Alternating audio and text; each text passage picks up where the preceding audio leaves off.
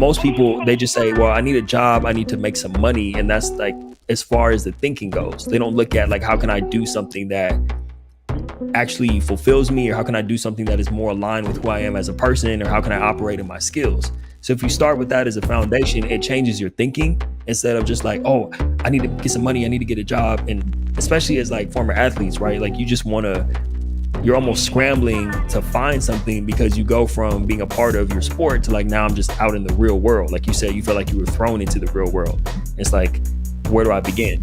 So that automatically has you in a place of like anxiousness and trying to just dive into something instead of like stopping and thinking about what do I actually want to do and thinking bigger than the money. So if you can start with that, then the next thing you want to do is start looking at lifestyle.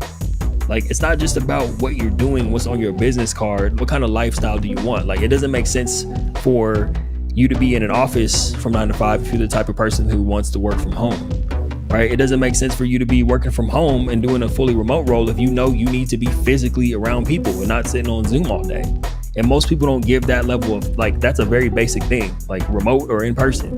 But the more layers you begin to peel back of what do I actually want this job to look like? What am I actually doing? What skills do I have that could apply to this type of work? That gives you a foundation to start building and creating, you know, the type of work that you want to do. And everyone has a certain thing that they are meant to do in this world. It can change and evolve over time, but you have to understand yourself first to even be able to understand what type of work you're meant to be doing. Otherwise, you'll just kind of be ending up places rather than choosing where you want to go. What's up, everybody? Welcome back to Stats to Assets. Today, I got a special guest, my homie Taj and I. He's another coach, but he's coaching athletes and he's coaching many different people. But man, he is going to break it down for us to understand how to customize our life and career, and how do we find the work that we enjoy. Right? We're trying to get into tech. So how do I make this happen? Find the roles, or in general, the companies maybe that I want to work for and enjoy. Taj, welcome to the show. Thanks for joining me.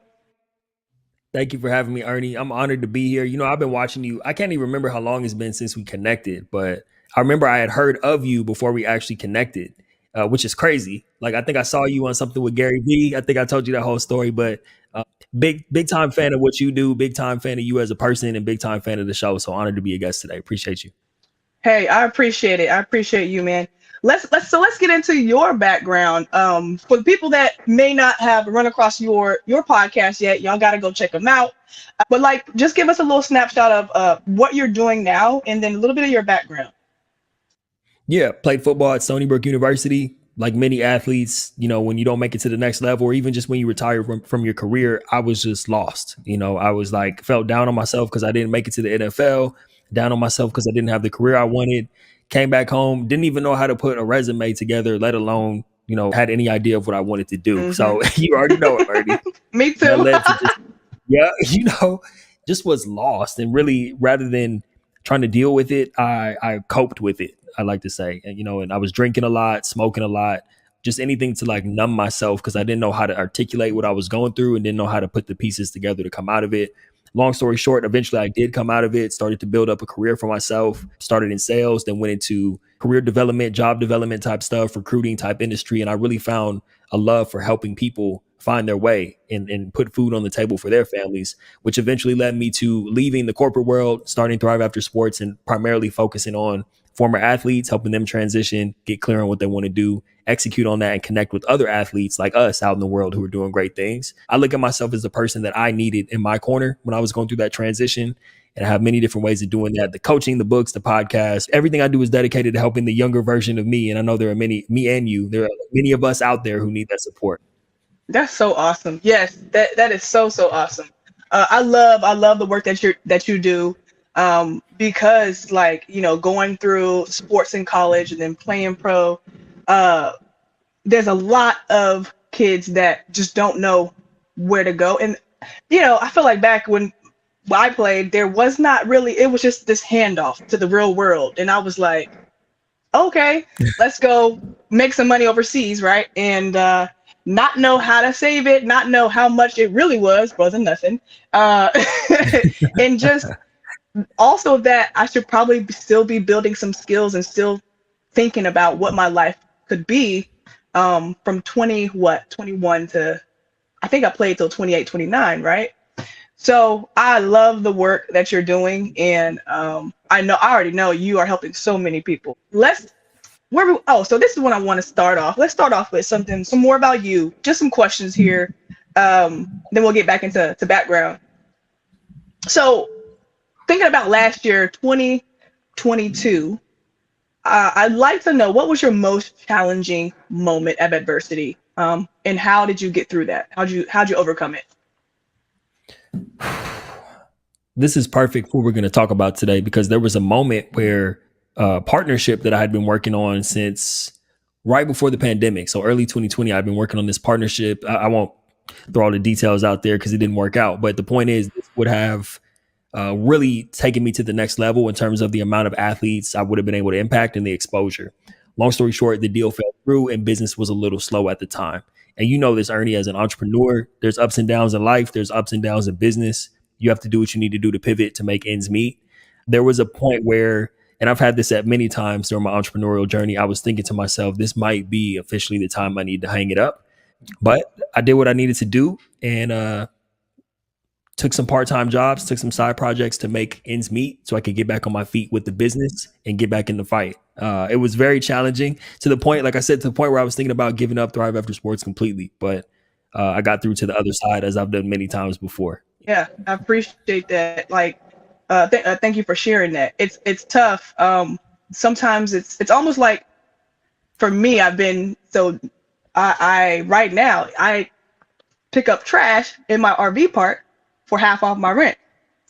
And I started this some months ago, and because my IT job was not, it was new, I got the role, but it was not paying enough money. It was breaking me even. And I was like, I was humbled. I was humbled because I still needed more skills to get some more money, for a different job. And so one of the things that I had to do this year, well, it's not last year, but this year too, is like, hey, let me ask if I can help around the RV park. And listen, I pick up trash and it's not that bad. It actually takes like 20 minutes, but I get half off my rent. I'm like, hey, I kind of get the better end of the deal here. Definitely. It's like 20 minutes every day. I'm like, well, okay, I can do that, So really, really cool. Thank you. Thank you for sharing that. What was your celebration? What was your biggest celebration for yourself? Ernie, before I answer that, let me just say this because something like I feel like we're about to have a real deep conversation based off of what you just shared about picking up trash or half off the rent. Especially like you definitely did get the better end of the deal. I want to say this because like most people wouldn't share that. And I've always prided myself, and I know you and I talked about this early on when we first connected. I've always prided myself on like talking about what it's really like, not trying to like show the glitz and glamour of trying to, build something or accomplish something. There are times in my life where, I moved back in, I think it was 2018 when I went completely broke. And who's now my wife, my girlfriend at the time, picked up the rent and was paying rent for a couple of months in our apartment to the point where we eventually moved out. I was like, I can't go on as a man with my, girlfriend paying the rent. So we moved out, both moved back in with our families. So, and I was 27 at the time, moved back in with my folks, got a job where I was doing manual labor, just wanted to do anything to keep the dream alive, but doing what I have to do so I can do what I want to do eventually. And that's why when you said like, look, I'm picking up trash right now to get half off my rent because this wasn't working out, but I'm still in pursuit. Like you don't have to be, neither one of us are getting paid to do this podcast right now, but we're here because we're dedicated to the mission and we know the impact that it's going to have. So in case I haven't told you this, I appreciate your honesty. Even before I knew you and I saw some of the content you were putting out, I just appreciate like the realness of you being able to share things like that because you don't see that. Everybody wants to act like it's all good. When you tell people that you're going through something or doing things that you don't want to do to get to where you want to get to, that lets other people know that it's okay to do that. And that's a smart thing to do that most people don't tell you. Like it's not all or nothing. You can find the middle ground while you're building. So anyway, but you asked me about celebration. I'm sorry, I'm tripping. Oh, Yeah, you good. Your best celebration last year, 2022.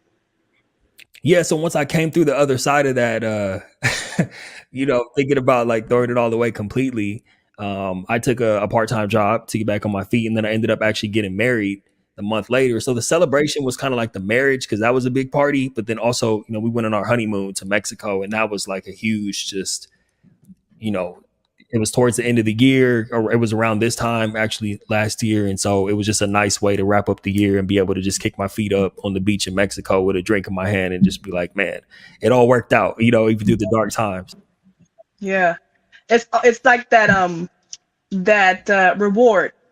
There what I've learned in this process of pursuing, your dream, or just always pursuing something better, you will hit those valleys. But like when you're in that low point or something's very uncomfortable, you will get out of it. Like the only way is to go up. Like if you cut all the losses, like not cut losses, but like don't continue to dig yourself in the, hole. You stop it there, you can go nowhere but up, right? And Hmm.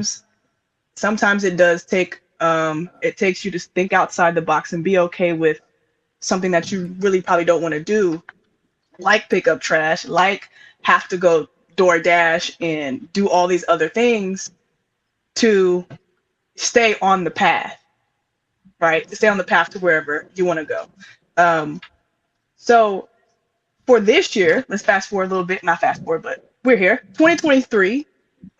What are you most thankful or grateful for this year already?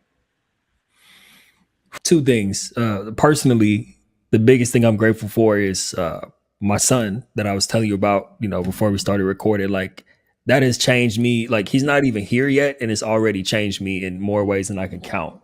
My son, our firstborn, my son is due in December, so that's that's huge. On the business side, I launched the Thrive After Sports collaborative community, which, to me, when I look at what's already happening in there and what the long term potential is, that not just for me and my business, but when I look at some of the partnerships and people who are connecting in there, that is really, that's like the biggest thing for me right now, just because I look at that community as that's going to be the future of what I'm really doing. I'm always going to coach. I'm always going to do podcasts and, books and stuff like that. But I think really I'm focused on how can I connect people like us, the people who have made it through the transition and are already active. How can we pull up the athletes coming up behind us? And I just don't see a better way to do that than to put everyone in one place and let them connect and make introductions. So that's probably my biggest thing this year. Okay. Um, awesome. And then do you have, so is that a goal? That's what you're like grateful for. You've been building that already, right? I actually officially, I've been thinking about it for a minute. I officially launched it in May. I had been like, oh, I want to get it perfect. You know how it is sometimes. We want things to be perfect instead of just be like, man, let me put this out there, get people involved, and just start like running with it. So, yeah, I officially launched it in May of this year. Okay, congratulations. Thank And you. I asked that because my next question was, what's your biggest goal that you're trying to accomplish this year? So, top one or two goals that you're chasing right now. I definitely say the community is the top goal because what I've been doing, like I've hand selected people like yourself and invited them to the group. And then I think I pretty much have all the people that I want in there that I've hand selected. And now my next thing is to get it out to the public. But there needs to be a vetting process, right? Because I don't just want anybody and everybody off the street. Like, I don't want people in the group and, you know, people who, if they were vetted properly, then you don't want people in there like messing up the vibe, is what I'm trying to say. So that that's the biggest goal, is like having more great people join the group and really making that be an active community where more current athletes are being supported. So the way I'm doing that is trying to find more partnerships with people who are going to universities and speaking, and having them be the people who are helping bring people into this community, because it's beneficial for all of us, right? Like, if you're a speaker and you go to a university and speak, and not only the athletes, the current athletes are going into that group, but also like faculty, staff, administration, the people around the athletes are in that group as well, then that helps you as the person maintain those relationships. So that's the biggest goal, is making that community more solidified. Right now, we got the foundation. It's just time to take flight. Perfect. That's awesome. Yeah, let me know how I can help in any way. We both in the same city, so I'm always down to help and give back to athletes as well. So I think the first thing I want to talk about and just kind of pick your brain on is, you know, what do you teach about how to find, the work that somebody really likes doing or enjoys. How do we start that?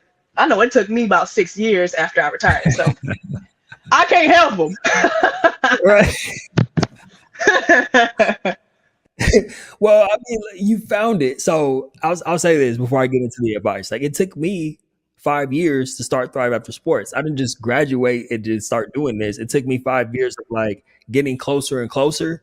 I was making strides along the way, which eventually landed me here where I found my lane with this and I've been running with it for the past 5 or 6 years. But, I think the first thing is that most people don't look at job or, a work or job as like something that can be combined with your lifestyle. Like we were talking before we hit record about customizing your lifestyle. That's something, people who know me hear me say that time and time again. So most people, they just say, well, I need a job, I need to make some money. And that's like as far as the thinking goes. They don't look at like, how can I do something that actually fulfills me, or how can I do something that is more aligned with who I am as a person, or how can I operate in my skills? So if you start with that as a foundation, it changes your thinking instead of just like, oh, I need to get some money, I need to get a job. And especially as like former athletes, right? Like you just want to, you're almost scrambling to find something because you go from being a part of your sport to like, now I'm just out in the real world. Like you said, you feel like you were thrown into the real world. It's like, where do I begin? So that automatically has you in a place of like anxiousness and trying to just dive into something instead of like stopping and thinking about what do I actually want to do and thinking bigger than the money. So if you can start with that, then the next thing you want to do is start looking at lifestyle. Like it's not just about what you're doing, what's on your business card, what kind of lifestyle do you want? Like it doesn't make sense for you to be in an office from 9 to 5 if you're the type of person who wants to work from home, right? It doesn't make sense for you to be working from home and doing a fully remote role if you know you need to be physically around people and not sitting on Zoom all day. And most people don't give that level of like, that's a very basic thing, like remote or in person. But the more layers you begin to peel back of what do I actually want this job to look like? What am I actually doing? What skills do I have that could apply to this type of work? That gives you a foundation to start building and creating, the type of work that you want to do. And everyone has a certain thing that they are meant to do in this world. It can change and evolve over time, but you have to understand yourself first to even be able to understand what type of work you're meant to be doing. Otherwise, you'll just kind of be ending up places rather than choosing where you want to go. We can go deeper into that, but those are some fundamentals that I like to start with, and that's what I'm coaching people on. Or even through my content, trying to share that message. Like, just really think about these things. Don't just dive into stuff. Like, think about where you're going and where you want to go. Sure, for sure. Yeah, I would love to dive in. Let's dive in deeper on understanding the lifestyle piece. So, some of my questions are like, okay, so when you do you think about yeah, how like do you think about how much your lifestyle is going to cost? Like, I kind of reverse engineers like, how do I want to live while I work, right? Um, and then I'm like, how much money do I need too?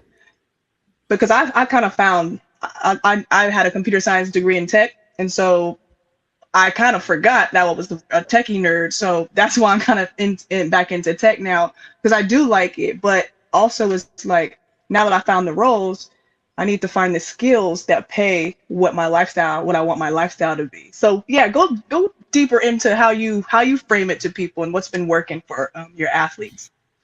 Yeah. So, okay. So what you just said is so key. Like the money that you're making is just one component of lifestyle.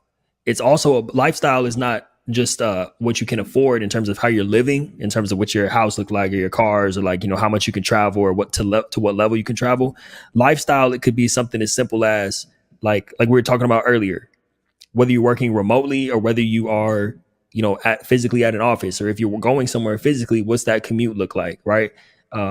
Whether you're an entrepreneur or whether you're a solopreneur, like I'm a solopreneur, right? Some people make great number ones or number twos or need to be a part of a team. So, I mean, from the financial standpoint, yes, you need to know how much money you need to make to be able to live, right? But that shouldn't be the primary driver. I'm not saying it's not important, but there's so many other components of lifestyle that have to be looked at. So that's where we start to get into customizing your life. I'll just use myself an example because that's the easiest example. I know for sure me earning a living is not going to be attached to me having to sit in traffic and drive somewhere and work in a cubicle. So no matter what, and I was thinking about this long before the pandemic. I've been working 100% remotely in my business, aside for the times that I had to do some side jobs, usually like manual labor type stuff. been working fully remotely since 2017 because I said to myself, I don't, I'm introverted. I don't need to be around people all day to do my work. I actually like working in silence and not having to go somewhere to do my work. It's should be able to open up my laptop and get to work from there. I know that's not the case for everyone, but me understanding about that about myself influences how I what opportunities I go after and how I structure my business or how I structure my work. You made a really good point. Is like, you're an introvert. You don't really kind of gain energy by being in a office around people a lot of the day. You want to be home or remote or flexible. And I was in my mind, I was taking notes on that part. Like, go a little bit into that. You were talking about knowing yourself, and I talk about the flight assessment, and that's all about personality, and behavioral things. But introvert, extrovert, right? Kind of know, you have to know yourself to also build. That's a part of understanding what type of life do I want to customize, what type of work environment, I would say. Right. I mean, it's the biggest part is understanding how you're wired, and that's something that evolves and changes over time, right? So it's not like you say, "Okay, I know everything about myself." You will never know everything about yourself, right? But you learn as much about yourself as you can, and also understand when you need to pivot and make changes. So that's where you're constantly checking in with yourself to understand what do I need at this period of my life that's going to allow me to do my work effectively and also live the type of life that I want to live. Ideally, those two are connected, meaning like you don't really know the separation between work and play. Like that's what we're all aiming for ultimately.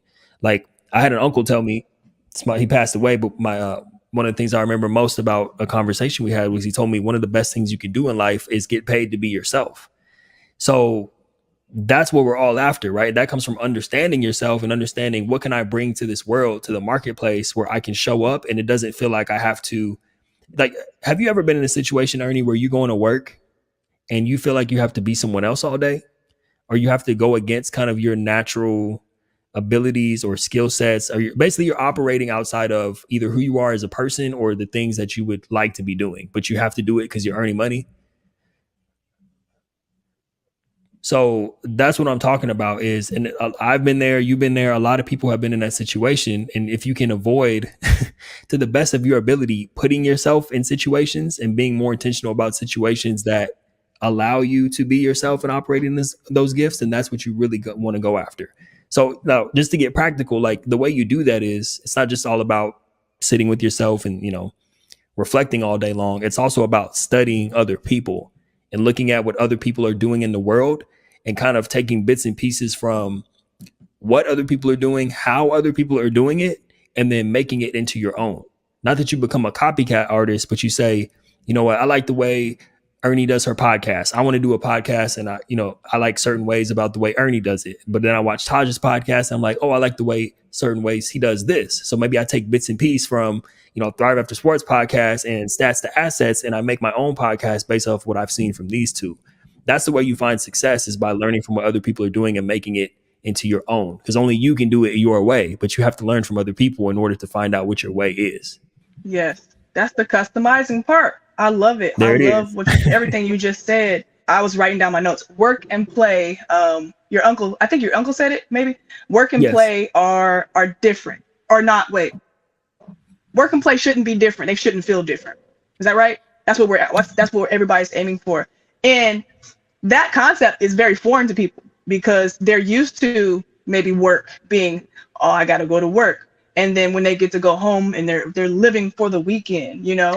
And I know a lot of people don't really believe that I can go to work and it cannot feel like work, even if I have to Mm. go in person, or even if it is remote. The day-to-day stuff that I'm doing is fun. I used to think that like that. I'm like, I just got to find a job so I can make money, and that's what my 6 years after retirement was. I was spinning my wheels because I didn't take the time to really customize and look at my life and how do I want to live? Like, what do I want to do? What do I want to feel? How do I want to feel? You know, how do I want to impact people? So, yeah, I love that you talked about the work and play, and that you should be chasing it to a point where it's not different. And so you're not drained. Yeah. What you, Ernie, what you just said is so key, because you said that most people don't think that that's possible, or the thought doesn't occur to them. So just like you know, I told you I had 5 years of just like, well, I need to make some money. So let me just see where I can get a job. Like, let me just try to make some money. And that was the only thought that went into it. And then when I had the epiphany that like, this isn't working. Like, yes, I'm making money. So I checked that box, but like, that's the only box it's checking. But then you start to see people out in the world who are kind of blurring the lines between work and play. It's like, wait a minute, this person does, they get paid to speak places, or this person, whatever it is, like this person gets paid to do this. And like, that's something really cool. I never thought that I could, do something like that. I remember, so this is just a quick story. I was watching, have you seen Black Mirror on Netflix? It's kind of random. It's like a, there's an episode on one of the first seasons where like, and it's future based, right? But there's a dude who was coaching people on dates. Like he was going on dates. It was a scary episode, but that's beside the point. But I was thinking to myself, like, this is in the future, but this dude is like coaching people. Like he's working from the crib and he has an earpiece in and he's coaching dudes while they're out on dates. And I said, well, it's whatever year it is, 2017, 2018. Why can't I coach people? And then I started looking at people who are already doing that. And I'm like, wow, maybe I'll just do that. Like I'm already kind of doing it at work. Why don't I just do that in my own business? So that's what I mean about, like you said, once you have the thought of, oh, this is actually possible, I can blur the lines between work and play. I can start to change the things that I don't like and incorporate more of the things that I do like in my work.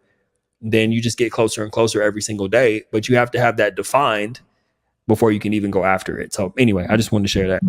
Another point that you did say was, where can I be myself? I never thought about that. I never thought about that. I just kind of like thought about like, okay, what do I want to do? Let's go chase that. But kind of the same thing, but it's just in a different way. Maybe this will help some other people. Is like the question, where can I be myself?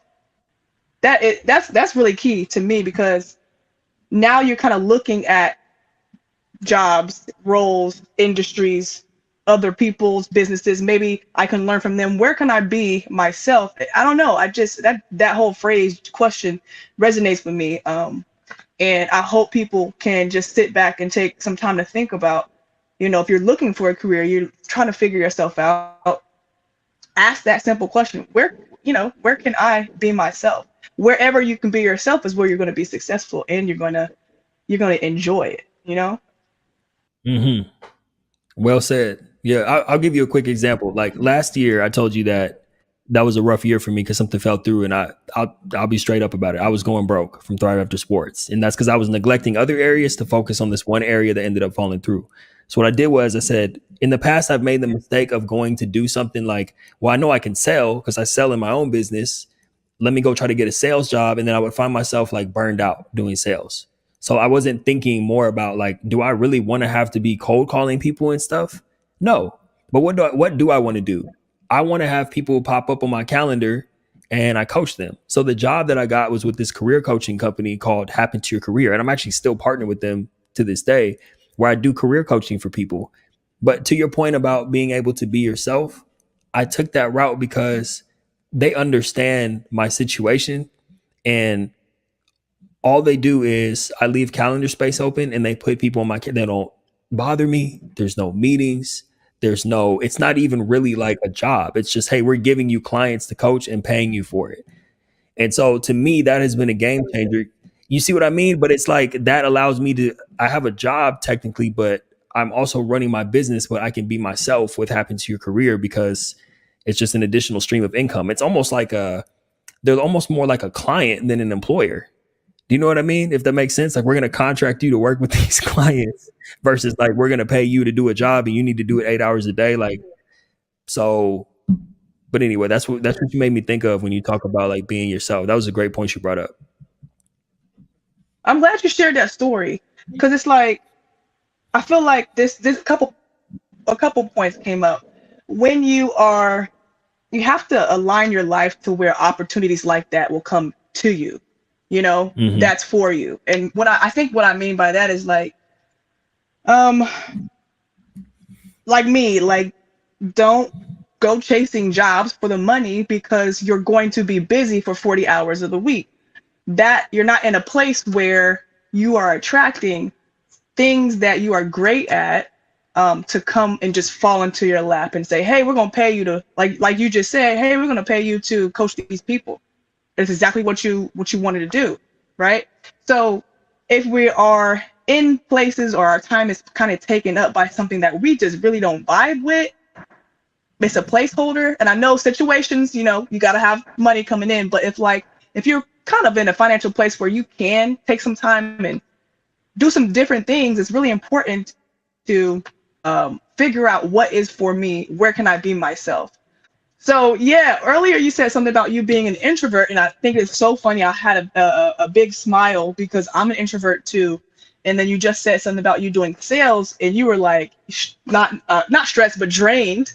And I laughed inside because I'm like, I did sales too, and I didn't like it, honestly. I don't want to be cold calling. I don't want to be on the phone, like none of that. But I want to know from you, like, what's the distinction, because sales versus coaching, we do talk to people. We are, peopling when we're doing our coaching. What's the difference for you? Just introvert to introvert. Does that make sense? It does, and it's crazy because we are more alike than I even thought from the get go. Because I never would have pinned you as an introvert, but people are also surprised when I'm introverted, and it's like there's nothing I'd rather be doing than just like being alone or having quiet time to myself. But when I'm with people like you, when I'm with people, and I enjoy being with people. But I do need the time by myself. Um, but anyway, when you talk about sales, so the thing for me is like the problem where I ran into a brick wall was I wasn't taking my own advice. And honestly, this is before I even knew about any of this stuff, where I started learning more about myself because I was trying to sell things, or I was in environments that I didn't believe in, or I was only in it for the money. So, of course, as introverted people, if you enjoy your quiet time and now you're in an environment where you're talking to people all day long and you're only doing it for money, and you're either selling something that doesn't excite you, or you're around people or in an environment that doesn't allow you to like be able to prosper, then that's going to lead to burnout pretty quickly. But at the same side, like for my own business, just like you, we have to sell for our own business. Like I have to sell people on working with me, but it doesn't feel like sales, and I'm not getting burned out because really I'm just explaining to people how I can help them. And by the time someone reaches out to me, they're ready to get to work anyway because they've already seen, people that I've helped, or they already know a little bit about what I do. So it doesn't feel like sales. But coaching, I actually get a joy out of coaching, right? So that's another thing too, where if I'm working with someone, helping them improve their lives, or just helping them navigate a transition, or just figure out what they want to do, like that doesn't drain me, because even though I'm interacting, it definitely, I still need some time at the end of each day to kind of unwind and just be by myself for a little bit. But it's a different type of muscle, even as introverted people. I'll share this last thing about being introverted. A lot of people think of being introverted as some sort of handicap or something, but it's all about where you get your energy from. So whether you're introverted or extroverted, like there's gifts and there's different strengths to each side. So you just have to understand what you need to recharge your own battery, which is going to then allow you to show up better in the world, whether you're with people or not. When you were saying earlier about 40 hours a week, to me, that really stood out because I think some people don't understand how just taking anything and everything, if it isn't in alignment, like you said earlier, if you take something that's out of alignment, ultimately that's a distraction from the long-term vision. So like, forgive me, we haven't talked about like the people who are listening to this show who want to get into tech and stuff at all. So just to give an example, like that's my bad because that's not my realm. But like, let's say just based off of this concept of like, being out of alignment, if you are someone who wants to get into cybersecurity, and it's going to take some upskilling and stuff to get there, and that's your long-term vision, and then you just take some sort of random job that's unrelated to that path, and you're working 40 hours a week, and now you're too burned out to like upskill so you can get that cybersecurity role, you basically just shot yourself in the foot. You would have been better off just finding maybe like a lower level cybersecurity role, or even something totally unrelated that it may not be related to where you want to go, but at least you have the bandwidth and the freedom to be able to like work on that long-term vision. So that's what really stood out to me when you were talking about being out of alignment in something that is taking up too much of your time to be able to like get to that long-term vision. You have to be strategic, even with those bridge roles. I call them bridge roles, like stepping stone roles to help you get to where you want to go, bills that are paying to, you still have to be intentional with those, even if it's just something to get you by and make ends meet until you get to where you want to go, Yeah. Oh man, that's good. That's really good. So I can give an example of that with my life. So this year, I wanted to get into tech, and really, I told myself in January, listen, I don't care if it takes me all year till December 31st to find a cybersecurity job. I'm gonna do that. And let me tell you, life is life in me, and I'm still working on it. But I'm not stopping. So what I did is I used Course Careers. It's an educational platform to get into IT, to get in tech. Like you said, a bridging role, or there was another phrase you put, but like kind of placeholder, but it still was getting me into tech. I was still getting some skills, but it was going to still allow me to learn basics, and then on my off time I could still skill up and go get start working on my cybersecurity portfolio, and other certifications that I'm still doing now. So that, I think, like what you just said, is kind of like what I'm doing. And in the IT role, the help desk role is very entry level, but I was smart and like open enough to be like, this is not where I want to be for $45,000. No, ma'am.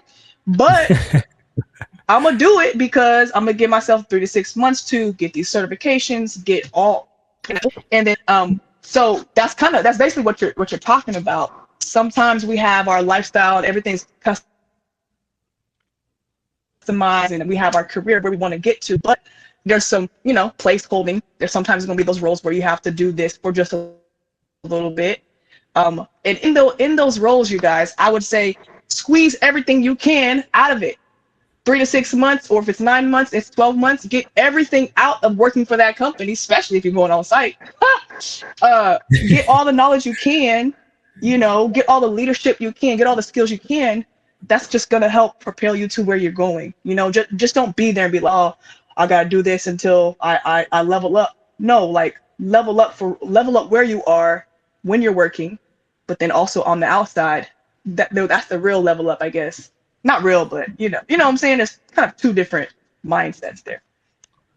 Yeah, it's almost what you just said, like about getting everything out of it. You almost have to look at it as like a paid internship, because technically that's what it is. Like, you're in the role, you're getting paid to be there.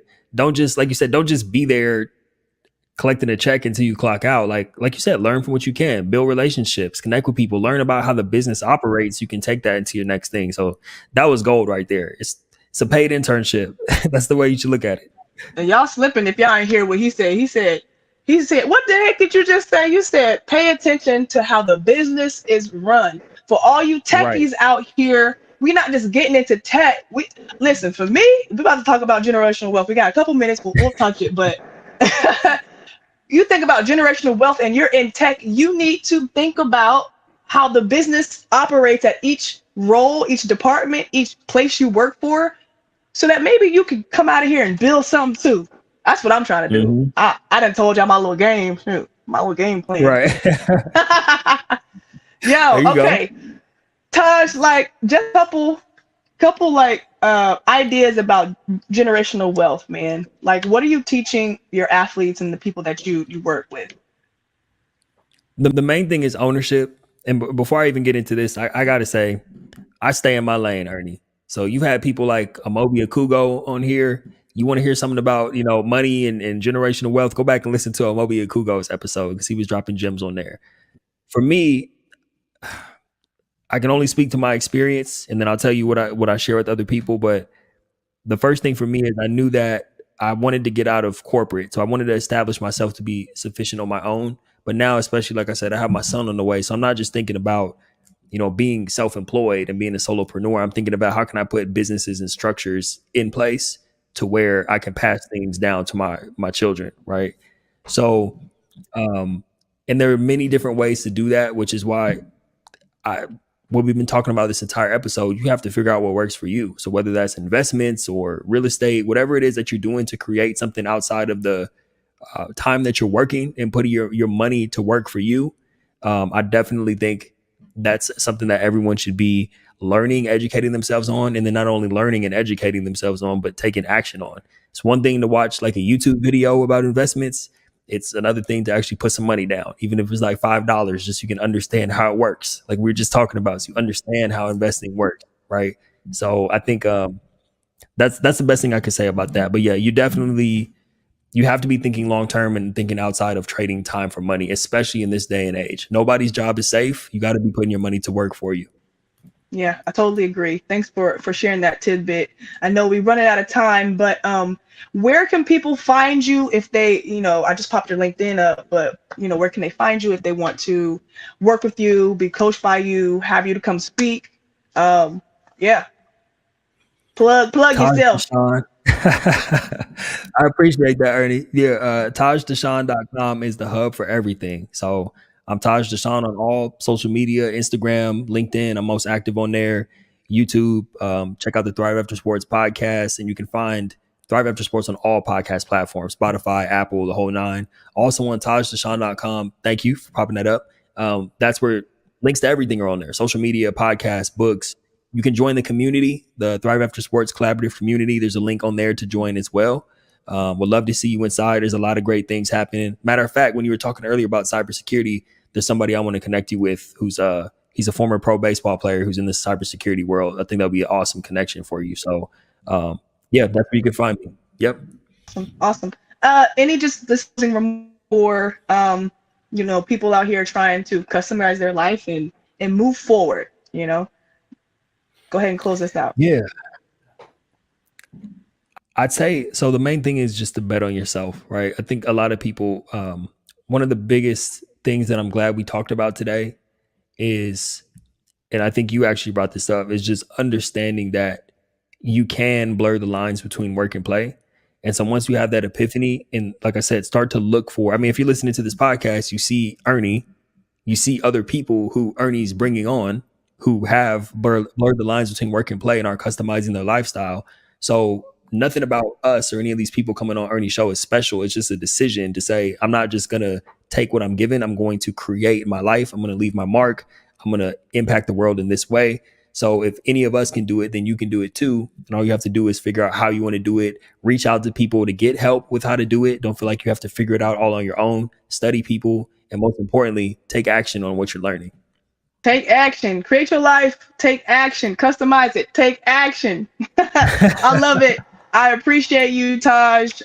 Thanks for being on the show and closing us out. And for y'all out there, y'all know what I do. I'm going to see you when I see you. Peace. Peace. Thanks, Ernie.